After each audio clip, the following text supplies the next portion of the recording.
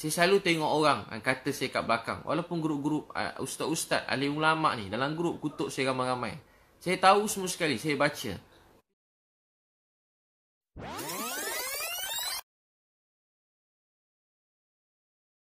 Saya kalau sedih orang kata kekeji, saya ni sedih juga. Bila saya sedih, ubat saya nangis.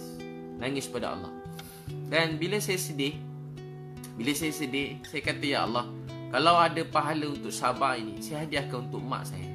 Saya hadiahkan untuk mak saya. Saya hadiahkan untuk mak saya. Kalau ada pahala untuk sabar ini, saya hadiahkan untuk mak saya. Saya hadiahkan untuk mak saya.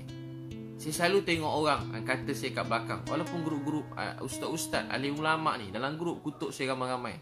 Saya tahu semua sekali, saya baca. Tapi saya pun tak mau balas-balas. Saya pun tak nak gaduh dengan siapa-siapa. Saya doa mereka dapat kebaikan hidayah.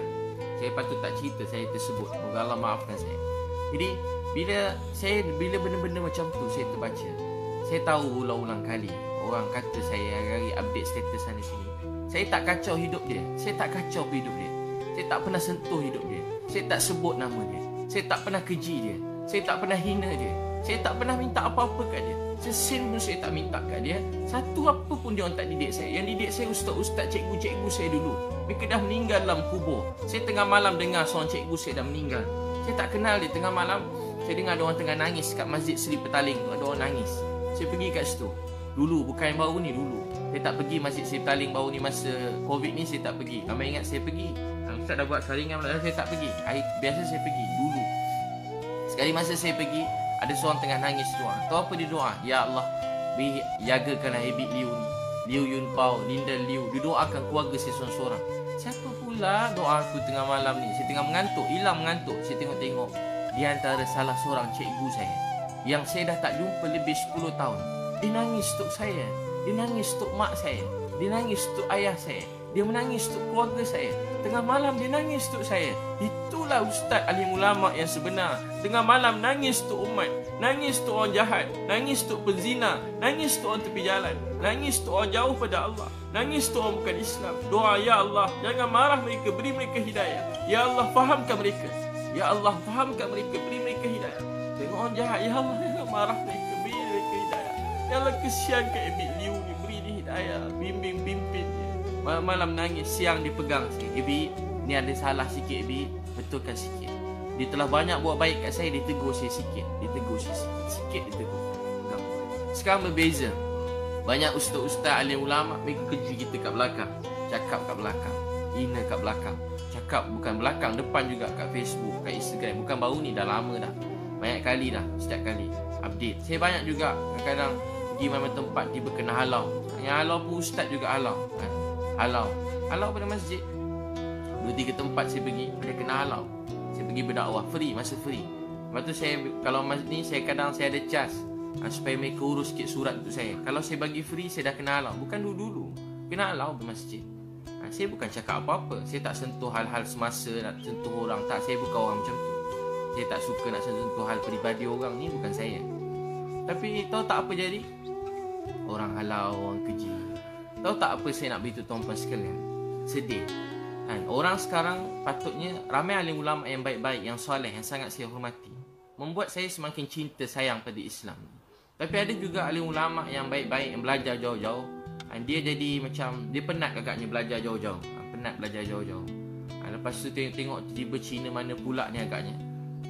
Tapi macam tu, keji kat belakang, cakap bukan-bukan. Saya macam pada dulu lagi. Saya tak kacau hidup dia, tak sentuh hidup dia. Saya tak susahkan dia pun. Saya tak minta sesuap nasib pun kat dia. Saya pun tak ada kacau hidup dia, tak pernah keji dalam ceramah saya tentang dia. Saya cuma berkongsi kebaikan. Ni kan dunia Instagram, Facebook. Saya memang saja banyak-banyak baik-baik. Sebab anak-anak saya pun ada Facebook, Instagram. Saya nak dia tengok benda baik-baik. Saya nak banjirkan benda baik-baik dalam Facebook, Instagram ni. Saya nak anak-anak saya tengok. Kalau tak, anak-anak kita sayang orang Korea. Tak salah sayang orang Korea. Dulu kita mak-mak sayang orang Hindustan. Tak salah tengok Hindustan sikit, tak salah. Tahu tak apa yang salah? Salah bila tak ada orang tengok Hindustan. Sekarang anak-anak Korea. Sekarang terikut setengah-setengah. Bukan semua sikit-sikit terikut-ikut. Jadi kita nak marah orang Korea? Tak. Dia banyak kebaikan yang boleh kita belajar. Tapi tahu tak apa yang kita ni? Kita orang Islam kena banyakkan contoh-contoh yang baik. Meninggalkan contoh-contoh yang baik. tu abang kakak, apa tu dakwah? Dakwah ni, kita dakwah manusia, tak nak agama, datang dekat pada agama, tu dakwah. Malam nangis, ya Allah mereka tak tahu, tak faham, beri mereka hidayah. Ya Allah, mereka tak faham, tak tahu, beri mereka hidayah. Ya Allah, mereka tak faham, tak tahu, beri mereka hidayah. Ya Allah, mereka tak faham, tak tahu, beri mereka hidayah. Ya Allah, mereka tak faham, tak tahu, beri mereka hidayah. Saya kakak abang, saya kalau dakwah dekat, saya jenis tak takut kalau buat dakwah ni. Tapi dengan alim ulama, ustaz-ustaz, cikgu-cikgu ni, saya ada rasa, memang saya tahu saya bodoh, jahil. Jadi saya penuh rasa kemuliaan pada mereka, penuh rasa hormat, muliakan mereka daripada dulu. Daripada dulu saya hormat, sayang. Semua ustaz-ustaz, cikgu-cikgu ni saya hormat, saya sayang. Kalau dia orang ni hentam saya memang tak jawab, saya diam. Saya selalu rasa macam bodoh, saya nangis, sedih, saya nangis.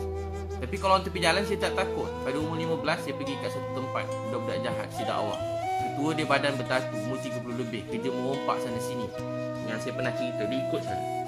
Motor beratus geng dia, motor-motor, budak-budak motor, budak-budak yang macam-macam, curi motor, curi kereta. Saya dakwah dia. Alhamdulillah, ramai ikut saya, mereka berubah. Sampai saya pernah cerita, dia berubah jadi sebaik-baik orang. Masa dia meninggal, masa kan berdakwah tengah malam, dia meninggal dunia. Tengah malam berdakwah, meninggal dunia. Orang baik. Sebab tu kita tak tahu kesudahan seseorang.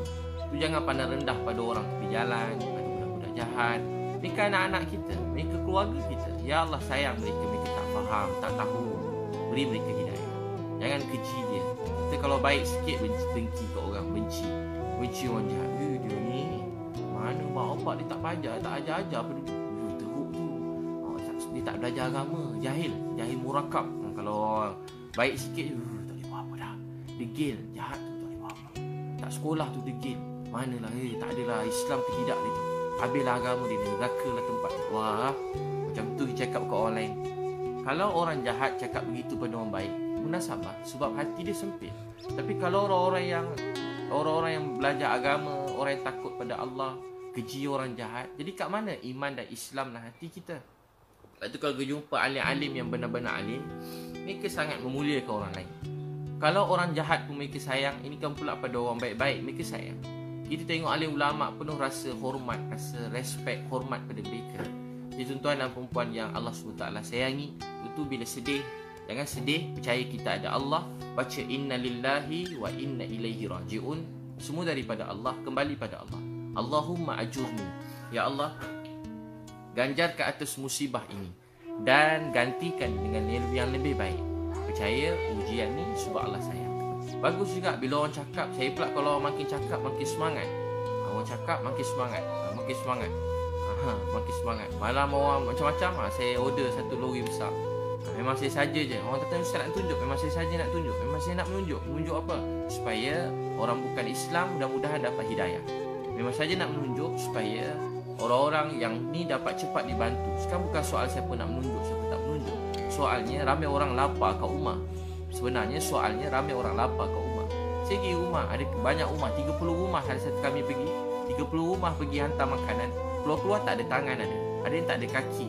Ada yang buta. Apa dia nak makan sekarang? Dia kerja apa? Dia kerja urut orang. Sekarang dah tak boleh urut orang yang buta. Tak boleh urut orang. Dapat duit, bantuan ada. Bukan tak ada. JKM pun ada, zakat pun ada. Tapi berapa sangat? Berapa sangat? Cukup kakak duit berapa ratus sebulan cukup? Seberapa ratus je sebulan nak bayar? Mungkin rumah pun dia tak dapat zakat. Tapi cukup tak? Tapi tak cukup. Jadi kita, apa kita boleh buat? Kita walaupun dapat bantu mereka sikit pun tak cukup. Tapi kurang-kurang kita ada buat sesuatu. Kesian kat mereka. Ada yang dah tak ada makan. Baru pergi satu tempat rumah orang susah. Kat KL ada tempat orang susah. Kita bagi hantar beras. Dia ambil isi sebab dia seorang yang hantar SMS. Kita hantar ke rumah dia, dia orang bagi-bagi. Beras tu, dia boleh bagi-bagi kawan-kawan dia. Apa makanan dapat tu, dia bagi-bagi. Dia panggil jiran dia sebab dia orang tak makan dah tak ada dah. Hantar bagi-bagi jiran. Dapat 2 sardin, bagi 1 sardin kat jiran. Gula pun dia ni. Saya tengok tak apa bang, jangan. Nanti kita suruh dia orang hantar lagi. Dia orang ambil lagi, hantar. Stok banyak, hantar. Bagi kau semua orang dapat. Tahu tak apa dia abang kakak? Sekarang bukan soal tu. Soal ramai orang lapar.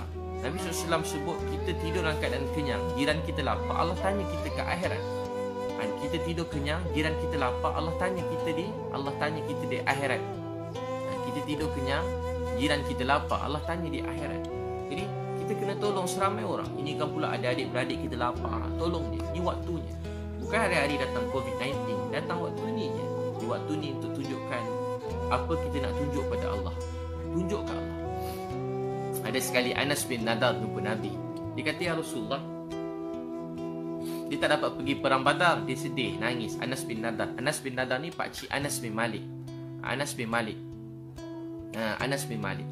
Jadi dia jumpa Anas bin Malik. Bila jumpa Anas bin Malik radhiyallahu anhu, bapa saudara Anas bin Malik, dia tak dapat pergi Badar. Dia kata, ya Rasulullah, saya nak tunjuk pada Allah. Saya nak tunjuk pada Allah apa yang saya boleh buat untuk agama ni. Saya nak tunjuk pada Allah apa saya boleh buat untuk agama ni. Saya nak tunjuk pada Allah apa saya boleh buat untuk agama ni. Dia pergi perang Uhud. Masa pergi perang Uhud, apa jadi, musuh datang pada atas bukit. Naik atas bukit tu, kemudian musuh datang dan dia kena tikam bahagian depan 80 kali. Sekali dah mati 80. Dia kata apa? Saya nak tunjuk pada Allah. Saya nak tunjuk pada siapa? Nak tunjuk pada Allah. Jadi kita buat baik ni memang nak menunjuk, nak tunjuk ke Allah.